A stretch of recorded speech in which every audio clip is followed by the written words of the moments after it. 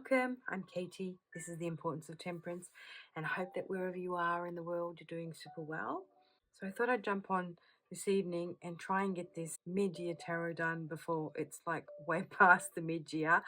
As I'm filming, it is the 1st of August. And yes, I've been meaning to do this for the past month, and I just haven't had time. Just been a little bit low energy, and I've started a new job, and I just don't have a lot of time at the moment, and not a lot of daylight to film in. So anyway, I thought, okay, well, if I can't do it in daylight, let's just pop on in the evening and try and get this done.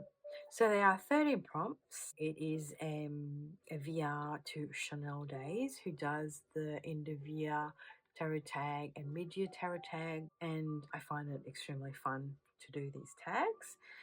So without further ado, let's get into it. And the first prompt is, which deck have you used the most in 2025? And I know, to the risk of sounding bloody boring, if you guys watch my channel or have seen other videos or other tags that I've done, I keep raving on about this deck. And it is an indie deck by Jonah Callahan Waldo. It's a Scarab and Dahlia. I saw this on Simon's channel, The Hermit's Cave, doing a walkthrough, and at the time I was sort of thinking about getting the Ritual Tarot, and I was just thinking, you know what, the Ritual Tarot is super expensive. I mean, not that this was any cheaper, but it was much cheaper than the Ritual Tarot, to be honest. And for me to source it here in Australia, it was really hard to find. And I wanted the first edition, la la la la la. But then I saw this. I actually really fell in love with this deck, and I found it very vibrant and poppy and interesting. It is an analog collage deck. I'm in that collage phase in my life. I seem to be attracted to collage decks at the moment. And I thought, you know what? I will get this instead of the Ritual Tarot. I'm really glad I did, because I find it a little bit more vibrant, whereas the Ritual Tarot is quite blue in its color. And this sort of lends itself to pair with a lot of my other collage decks that I have in my collection, especially the Voyager Tarot. So yes, I have been using this on and off all year, but I'm trying not to reach for it. I am really trying to be good, and every month work with a different deck. As a tarot collector, I'm really trying to give all my decks some love, and I know that we keep on reaching for the same decks all the time when we love a deck. Yeah. Anyway, this is the deck that I have used the most in 2025, even though I am seriously trying to rotate a different deck every month. But this pairs so well with a lot of decks, so I keep reaching for it. Yes. The second prompt is a new deck that has come into your collection. So a new deck that's come into my collection is this deck, which is called When Olga Speaks. Now, this is an indie deck as well, created by Sasha Lopez. It is an oracle deck, and I back this on Kickstarter. It is my first Kickstarter deck, and I've left this here because I kind of think that these work together with a black border and the white border. So this deck, it's in loving memory of Olga, who is Sasha's grandma, and it is a deck that was created out of her grief for the loss of her grandma. And she did try and do a first Kickstarter, which didn't kind of kick off, no pun intended. I'd seen the deck on Catamancy's channel, and then I was umming and ahhing about getting it off Make Playing Cards, but then I was too late and I missed out. I don't know how it happened, but some lady who was watching one of my tags to someone, she let me know that Sasha was doing a second Kickstarter, and I was in time to back it, and I think that was end of November or December 2024. It arrived for me at the first week of July, and I've been working with it ever since, and I'm in love with it. Now, the only thing about it is, unfortunately, it's great stock and everything, cardstock, but It does chip with the black borders, which is a bit unfortunate, but I mean, I love it, so it doesn't matter. So I have been working with this deck for about a month now, and I really can't not work with it. I've been getting some fantastic reads out of it. It is based on archetypes. So each card has a border with a different color, and each color corresponds to an archetype. And with the guidebook, it does color coded, right? And then in that color code, you have the first card, which is your archetype, which is the elder. And if you want to, you can actually do a spread for the elder. And you've got the 4 cards here. So you would pull out the elder, and then you pull out 4 cards, and you can do that spread. Alternatively, you've got a blurb about the elder, and then you've got some keywords and some further questions. And then under that archetype, you've got a few more cards. So that's kind of how it's set out. I find Sasha incredibly talented. She is also not only very talented artistically, but she's very good with her words as well. And I find her way of putting pen to paper to describe her emotions or what the card actually means is amazing. I love watching her YouTube channel when she talks about her cards and does VRs, or she's just so good at describing what the cards make her feel and her emotions, and she just goes really, really deep. And that comes across both in the guidebook but also her as a person. She's just incredibly talented. And very interestingly, she's now, after doing the process of doing this on Kickstarter, thinking of doing another oracle deck, and there's a prototype of that up on her channel. So yeah, it looks really cool. So I'm thinking I might want to get that. So this is When Olga Speaks. This is a deck dedicated to her grandma. It's a deck that she's envisioned to do ancestral work with. These are the backs. These are the backs of the Scarab and Dahlia. Now, these are candles, chalices, shells, and this is the calla lily, and these are the keys in the middle. So this is a deck conducive to doing ancestral work with, but I've just been using it as an oracle deck, and I'm finding it very, very powerful. I will leave her channel linked below if you want to go check her out on YouTube. She also has her own website where she will be selling a new oracle deck. All right, prompt number 3, deck that could be better. Okay, is this deck here. It's the Blue Angel Oracle, and it is a deck by Tony Carmine Salerno, and I got it assuming that it'd be his artwork, but it's actually artwork obviously by him, but it's actually done by AI. So the input of his ideas into AI, and then AI has generated the artwork. I think the images are beautiful. However, I don't connect with it all that well. Now, I do have this deck, the Guardian Angel cards by him, and I did have another deck, and this is his artwork, the one that he's actually hand painted, right?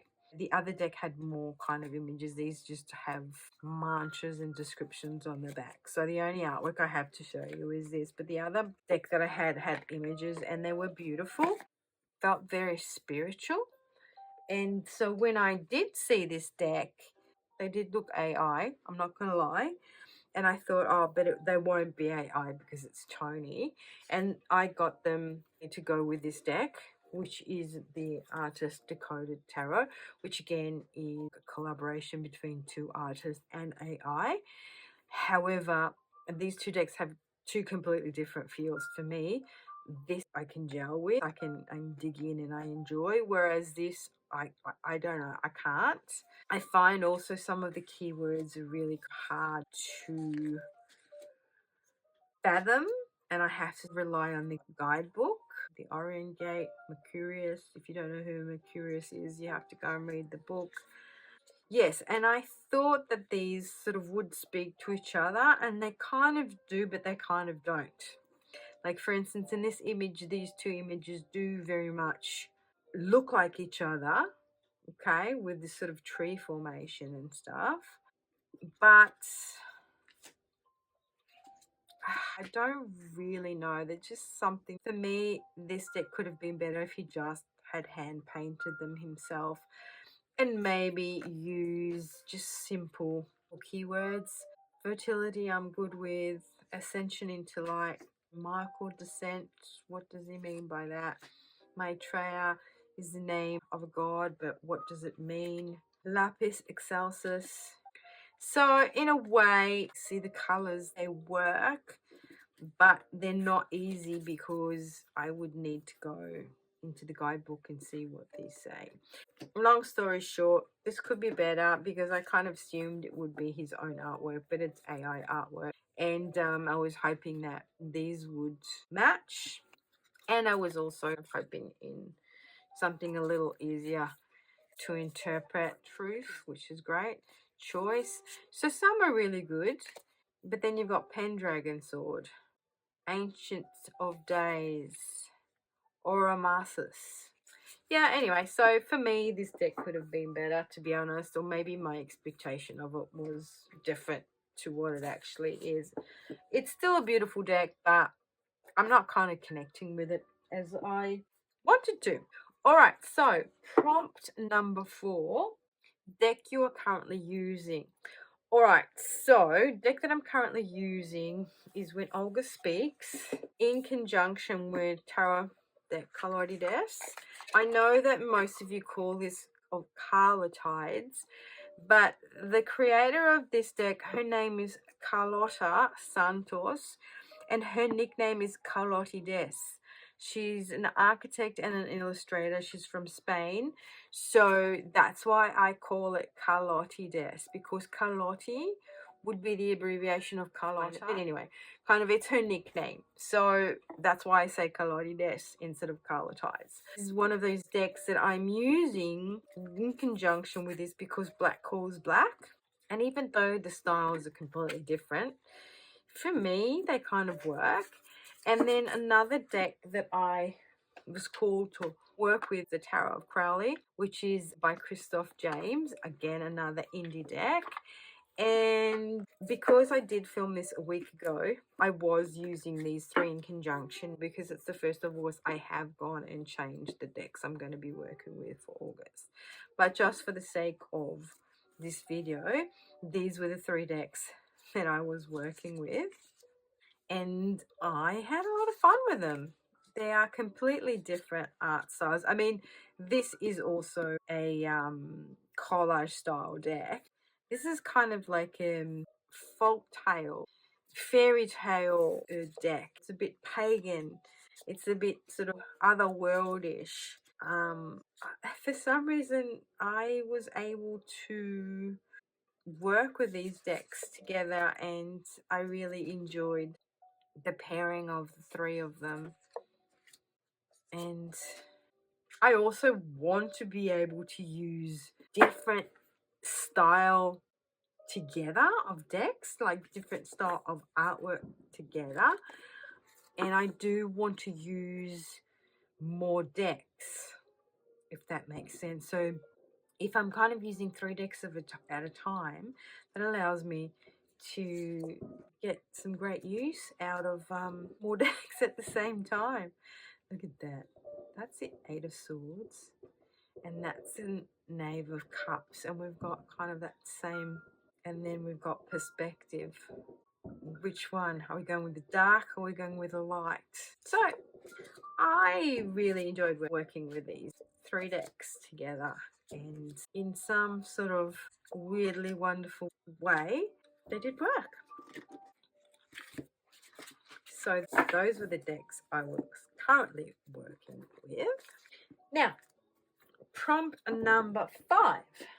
Biggest surprise. Okay, so from being disappointed with the AI deck from Tony Carmine Salerno, I have really enjoyed working with this deck.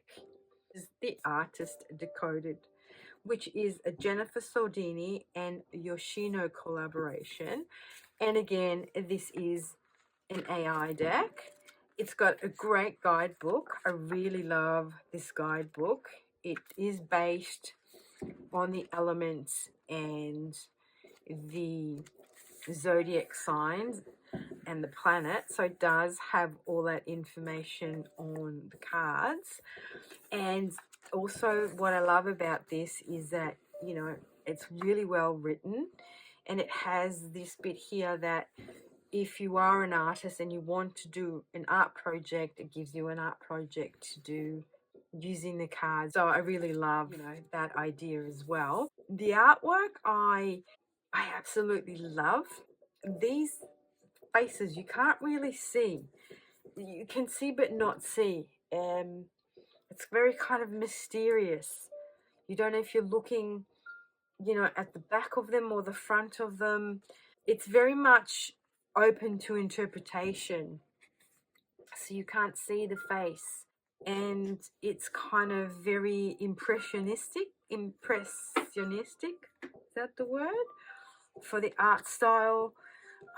I did see the artwork and fell in love with the artwork, but then I kept on thinking, oh, this is AI. I don't want to back AI artists. It's unfair because they're actually not manually creating something. They're just putting it into the computer, and then that's generating the artwork. So I kept on sort of putting this on hold and not getting it, but every time I saw it, I just loved the artwork. So I ended up getting it, and I'm really glad that I have, because I really love this deck, and it is a surprise that I do love it as much as I do love it. I like to pair it with the Scarab and Dahlia. I think it works really well. I love the colors. I love the description in the guidebook. It's really well thought through and very deep.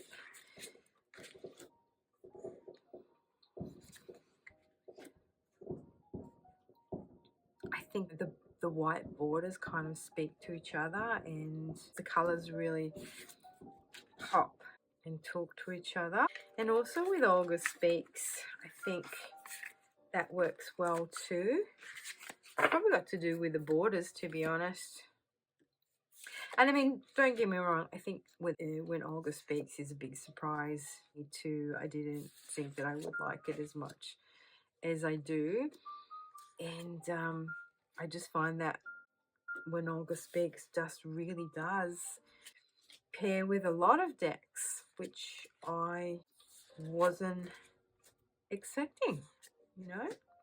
So yeah, this is one of those decks that I didn't want to get because it was AI, but it was so beautiful, and I was impressed. And also in the booklet, in the description book, the creators do say that, you know, obviously they have put a lot of their thoughts in there and their artistic processes and stuff like that.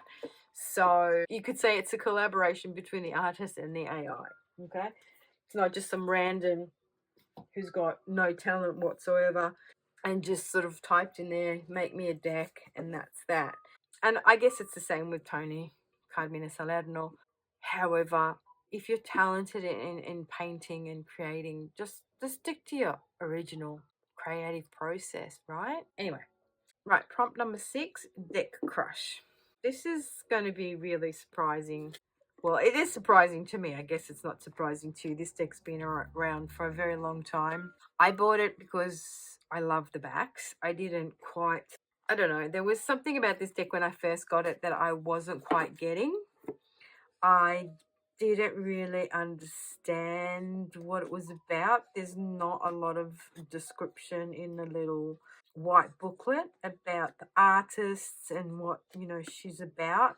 But it is a mixture of different styles. It reminds me of folk tales and a bit of Celtic kind of traditions, you know, like the Green Man.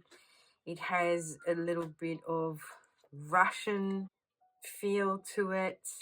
It has a bit of medieval feels. It's got a bit of a mixture of everything, and I find it very cutesy. And some of the cards, like I really love this Ten of Swords with the Madonna and her heart, Black Madonna with, you know, I grew up in Italy, so there's a lot of Catholic iconography, and it kind of reminds me of that. And also when I did go to Barcelona and I went to Park Güell, there's some imagery in this, and I really love this Three of Swords heart as well. This is an image with the heart and the fire that you will see in a lot of Catholic art, but it is also the imagery of the police force in, in Italy, you know. So I'm crushing on this deck because, for one, it shuffles like a dream. Second, I started using it with Olga Speaks, and I just enjoyed it so much that I just thought, okay, so slow burn for me. When I first got it, I didn't even touch it or work for it for months and years. And then all of a sudden, I love it that, you know, I don't want to put it away, but I've just put it away. This is David Bowie, and once you see it, you can't unsee it. I love this idea of these unicorns playing pretend unicorns, and they've just stuck these wands on their heads, and they're just horses. This reminds me, as I was saying, of Park Güell in Barcelona. I did also do a deck interview with this deck today, and I've had this deck for like maybe 2 years. So this is the deck I'm crushing on because it's cute, because it's pocket size, because it shuffles well, because I love the backs. I did border it with black pen, which I thought makes it even more sexy with the backs. And for some reason now I get it. See, that's another card that reminds you of Park Güell in Barcelona. You go underneath the terrace and there's these big, oh, what are they called? Arcs that support the ceiling of the terrace. And just that reminds me of that. And I think it just is a bit fairy tale. It's a bit folky. It's a bit Celtic. It's a bit fairy tale, like the Princess and the Pea kind of thing. And I think it just wants to remind me of the magic. You know, there is magic out there in the world, and things don't have to make sense. Things can be a bit different and interesting and magical and fun. You know, look at this Queen of Wands. That's a bit pagan, isn't it? Pagan ceremonies. This is like when you come into spring and everything's in flower, and then... So, yes, anyway, this is my deck crush, my latest deck crush. So I have to, unfortunately, put that away because I now have swapped it out for a different deck to work with. A favorite single tarot card from a deck. Now, because we've been talking about this and I've been working with it, this is one of my favorite Wheel of Fortunes in all of my tarot deck collection. I think it's that black cat with that smug expression sitting on top of the wheel. I think it's the peppers and the garlic that remind me of Italy. I think I just love the wine and the beer and the tapas, which remind me of the aperitivos that you have in Europe, or at least in Southern Europe, be that Spain or Italy or Greece. It just kind of is familiar. I nearly can smell the smells of the garlic cooking and the hot chili when the garlic, when you cook it all together and you just want to have like a glass of wine or a nice cold beer. Just reminds me of my childhood. This Wheel of Fortune. I love cats. I love this black cat. It reminds me of one of my black cats that I used to have, that I found when it was a tiny kitten, abandoned, angry at it. And then it disappeared. And then one day it came back. And I said to my mum, "Oh my God, that is Racchio." And Racchio in Italian means ugly, because when he was a kitten, he was like really, really ugly and he wasn't best groomed and he was a bit patchy and stuff. And then one day, this glossy black cat came climbing up our front door when I was living in Italy and meowing. And I said, Mum, it's Racchio. He's come back. She goes, "Oh, don't be daft. That's not Racchio. Look how beautiful and shiny he is." And I go, "Mum, it's Racchio." And it was Racchio. He'd come back. So either someone had taken him and was looking after him, because we used to have a lot of German tourists that would come to the island and they'd save all the stray cats. If they thought it was a stray, they'd take them back to Germany with them. And then maybe on their holiday, they'd come back and brought the cat back with them, and then the cat escaped and came home. So yeah, I think this card has a lot of nostalgia for me. One of my favorite Wheel of Fortune. Prompt number 8, deck that makes you happy. Blooming Lovelies. This is another indie deck that I got after watching a walkthrough on Simon's channel. Simon made me do it. He did. These are the backs, and I edged my deck in this blue to match the backs. And this deck is by Zeppelin Moon, and she's done the Zoomies Tarot and the Oracle deck. And this is a beautiful rose petal finish on that box. I think the Zoomies Tarot had sold out, but this she had still available. And I find this deck so cute. And now the artwork is a little bit kind of puerile or a little bit, childish, like a child would have drawn this. But at the same time, there's just something so endearing about it. And also, there's a little bit of tongue in cheek and also the saying. So, like, if at first you don't succeed, try again. Whereas if at first you don't succeed, check your flaps. One fine day, joy will come, and that's your red-breasted robin. We, the cosmic, tumble down and ramble on to forage for stars, for they taste so sweet. Sort of reminds you of a Teletubby, doesn't it? Eyes on the road, claw to the wind. Kind of reminds me of the Chariot card, this one. If I could, I would wrap you in flowers. So it's very sweet, but it's actually very deep at the same time. There's some great sayings in there. Sun's out, bums out, which, like, sun's out, guns out is the saying. A beetle has better places to be. Look at this cute little thing. I think it's kind of like a gecko. Dear heart, may you find a treat, a rest, a little luck along your way today. Cute. So this deck really makes me happy because it's all sorts of cute and funny. It is funny. It has twists on real sayings, but it's real too. Some hearts did break. There is sadness. Far away things look so small. I can relate to this if anyone has ever had a cat and they sit in the windowsill looking out, wistful as a windowsill of yearnings. So anyway, I think this is so cute and it makes me happy and it's fun and it's deep and it's not perfect, and I like that about it. It's very storybook kind of thing, like a child storybook. And the dragonfly says to the dog, "You once were wild too." Know what I'm saying? And I love this one here. The reality is that magic is real. And this is something that I think that the tarot de Carlotides is trying to convey to me. All right, so that is a deck that makes me happy, which is the Blooming Lovelies by Zeppelin Moon. Number 9, Great Guidebook. Well, I just think that When Olga Speaks is a great guidebook. I feel it's written really well.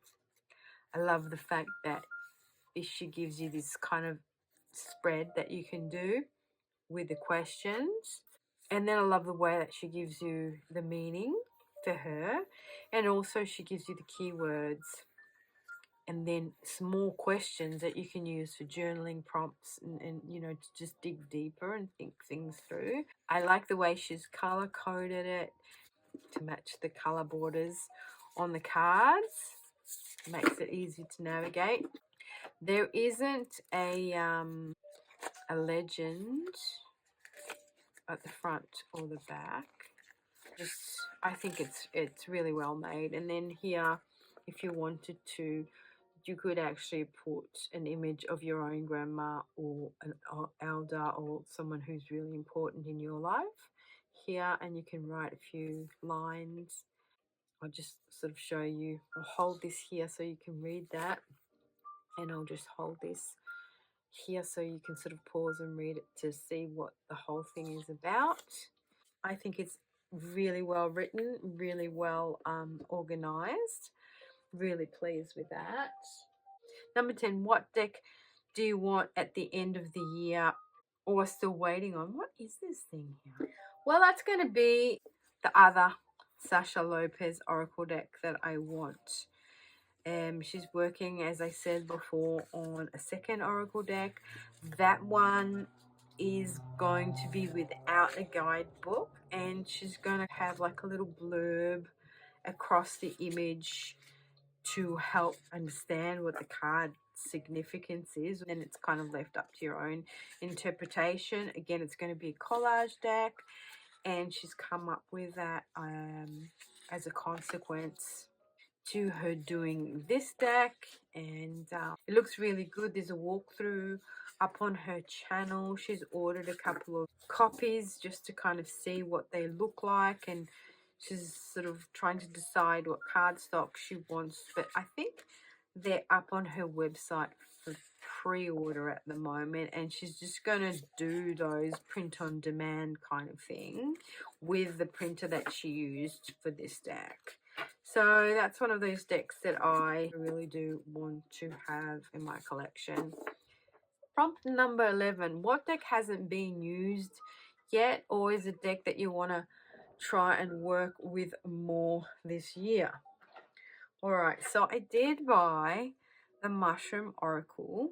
This is the Broccoli Mag one. And there is the Seashell one. There's a Seashell one. And there's another one too, which I can't remember which one it was. But I did get this because of the actual, what do I want to say here? The old style artwork.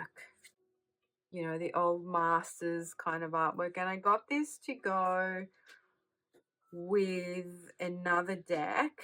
So the Mystic Masters. And that's kind of got old school, old masters kind of artwork. But that deck is a little bit kind of dark in the sense the colors, I don't know, they don't pop, they're not bright like this deck, so they don't kind of really work together. And I haven't quite figured out what deck this would work really well with.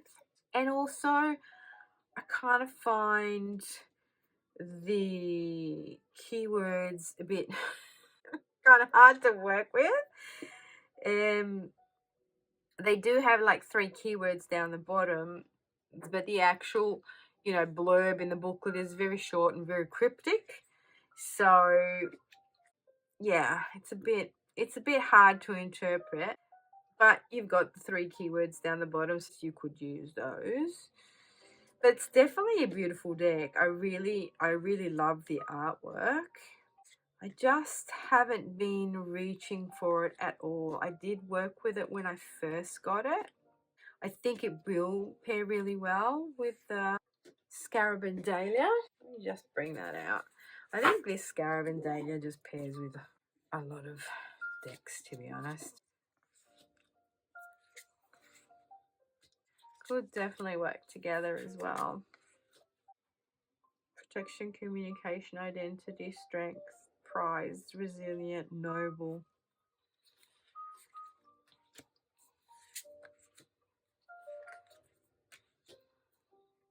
Earth Star, emissary, keeper, shapeshifter, death, hurt, or honesty. Yeah, see, like I think these could definitely work together. So I will make an effort this year, definitely, to work with this. I think it's the winter kind of autumn deck because it's a mushroom deck. And when I got it, it was kind of warmer months. And I don't think I had this yet. But I did definitely get it to go with the Mystic Masters. So I got it to go with this deck. Now on camera, it does look a lot lighter. But when you actually work with this deck, it's very dark, okay? And so this is another deck I haven't found myself working with a lot.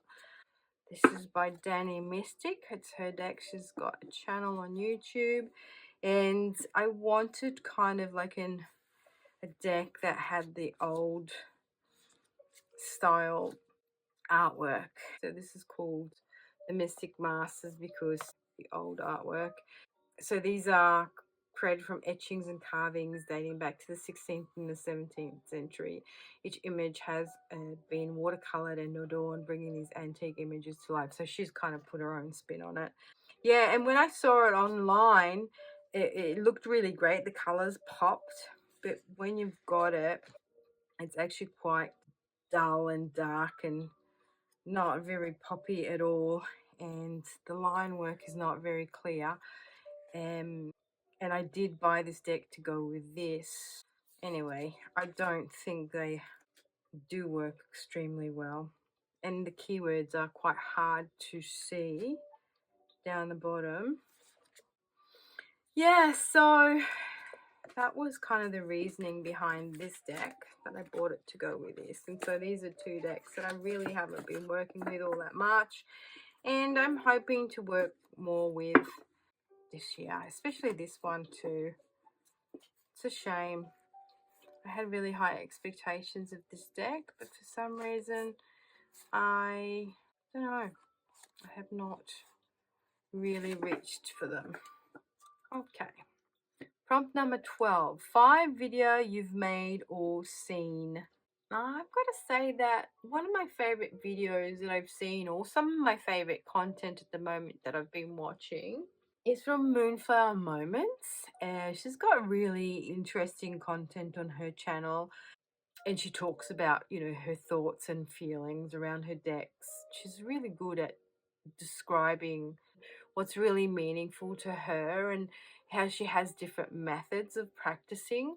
So one of her videos I just recently watched was 5 ways I deepen my reading practice. And I found it fascinating the way that she uses her intuitive skills, I guess, to read the cards face down. Like she actually puts them down and then kind of touches them. So I really like that. I'll link that down below. But maybe go watch some of her videos. Give her a follow. She's really, really lovely and I love her content. I haven't really been on tarottube and doing much, to be honest. I haven't really been buying much. I haven't really been around much. I haven't been bothered much. It gets a bit that way, doesn't it? I've just been so tired. I've got a new job and yeah, just haven't been around. Anyway, last prompt number 13. Okay, pull a card or pick a card whose energy you want to bring into these next 6 months. I am gonna pull a card, and what am I gonna pull it from? Cheers, I'm having a Prosecco. This is Saturday night as I'm filming. Pulling a card for the next 6 months. Do I want to pull it from here? Oh, go on. Let's pull it from Tarot de Colores. All right, a card for the next 6 months. Card for the next 6 months. Ooh, 2 came out. Woo, let's have a look. Queen of Cups and the 9 of Pentacles. Now, I'm a bit partial to the 9 of Pentacles. I view her as a woman of independent means. And for me, when I see the 9 of Pentacles, it's a reminder to actually look at myself as someone who can take it easy, relax. I've worked hard, and it's time that I enjoy the fruits of my labor, enjoy the life that I have worked hard to attain, and that I don't have to keep on pushing myself. And then with the Queen of Cups, this is very Russian themed, isn't it? And she's got like a snow cocktail there, and she's got a salmon there, and her little bear has got a salmon, and she's in a winterscape.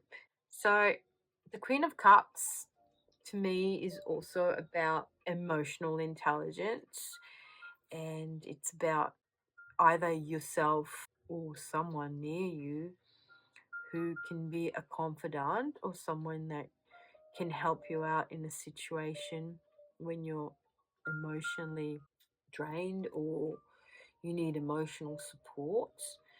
And instead of looking in her little cup here, she's actually looking towards us. So I feel that in the next 6 months, this wants to tell me to not freeze people out. Because you see, usually there's water and it's a warmer sort of feeling. And to allow myself and those around me to help me if I need some emotional support, because I am someone who tends to be more independent, and I kind of tend to do things on my own. I never ask for help. I'm happy to help others. I'm happy to be there for others, but for some reason I never ask for help. So I think in the next 6 months, yes, I enjoy your independence and enjoy the fruits of your labor, but also allow yourself to be open to receive help from others, especially your peers, especially other women around you. Be a bit more fluid. But I guess I just need to be more open to other people around me being there. And if they offer a helping hand or they offer some advice or they are wanting to be there for me, to accept their help. Interesting. So the next 6 months are going to be very, I would say, feminine energy based too. There's a lot of feminine energy coming through here. I feel there's an integration of the sacred feminine also to be open to and celebrate that, be that on a physical plane, but also on your emotional plane or in your emotional body, to celebrate the feminine integration. And things can be hard, but at the same time, if we share those emotions with others, we can actually help each other get through difficult situations. And not gonna lie, heavy energies at the moment. The world's a bit of a shit show, but so yeah, just be a little bit more open to some help from friends. So thank you everyone for watching and for hanging out with me for this long. It's probably been a long rambly video, this one. Thank you to Chanel for the tag once again, and until my next one, ciao.